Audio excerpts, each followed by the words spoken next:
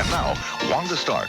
Wanda Stark. Wanda Stark. She's been a prominent part of the Piedmont Triad. And I'm Wanda Stark. We appreciate your company. Wanda Stark signed off from WXII 12 News for a final time at the end of 2020. And I can't believe that I'm saying goodbye. But her legacy Don't go away. has certainly lived on. My vision is simply to do good and be good. And we caught up with her from the comfort of her home to find out what she's been doing since stepping away from the TV screen. I've just been trying to live with joy and purpose. And that means family, travel, and writing, and just trying to find joy and purpose in every day that I live. Living life to the fullest, traveling all across the world, seeing new places for the first time. I've been to the Canadian Rockies, Ireland, Iceland, London, Paris, Normandy, and then 5 countries along the Blue Danube River. So we've covered a lot of ground. And naturally,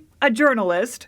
It's the people's stories on those trips that she treasures the most. Part of it is just the travels and going to all of these places that were on my bucket list. But beyond that, I got to travel with WXII viewers, and they made it special. And I met so many wonderful people along the way who were inspiring to me. And speaking of inspiration, I just finished a children's book, Wani Wants to Know, and it's based on my own childhood story of being adopted and learning on the playground that I had been adopted. In fact, she has spent a lot of her time writing. I'm also working on a memoir. That is really challenging because to cover 43 years in media, it's a lot. Having worked at 6 television stations, 2 radio stations, a newspaper, and then all of the things that went along with growing up as an adopted child, and some of the challenges. It's a lot, but